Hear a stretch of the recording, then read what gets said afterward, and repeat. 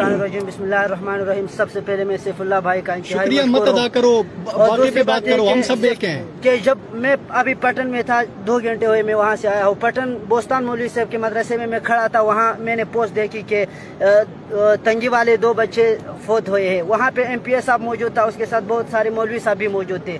मैंने फौरन पोस्ट लेके मौलवी साहब के सामने मैंने मोबाइल रखा। अब्दुल गफ्फार शाह बहुत इंपॉर्टेंट बात हो रही है, सुनिए जी सब। मैंने मोबाइल इसमें पोस्ट था, मैंने मौलवी साहब के सामने रखा। उसके हाथ में काफी थी और सामने बिस्कुट पड़ी हुई थी। अल्लाह रब्बी ज़ल जलाल की कसम खाता हूँ, यहाँ मेरे साथ गवाह है। वहाँ से डायरेक्ट मैंने शाहदौरान साहब के साथ बात की है। मैंने कहा सर यहाँ ये हालत हो रही है।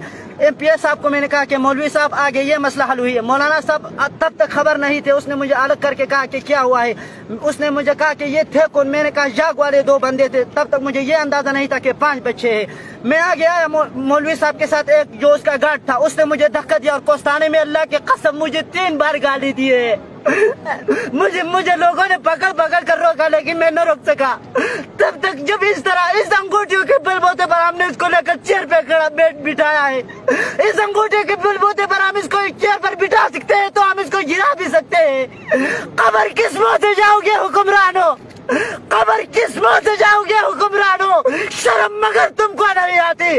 आज मैं अपने मौलवी साहिबान से, आज मैं अपने मरगानान से ये गुजारिश करना चाहता हूँ कि ये अजीजुल्लाह दानिश तब तक इस मुल्क से नहीं हटेगा जब तक इस आवाम के असल कीमत नहीं चुकाए। 5 लाख क्या चीज है, क्या आपने एक गाय 5 लाख पे बेचोगे?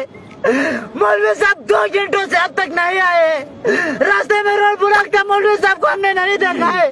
क्या करे, किस का रोना रोए, रियाज का रोना रोए, अली रहमान का रोना रोए, किस उबैदुल्लाह का रोना रोए, किस का रोना रोए। इनको बुलाएं।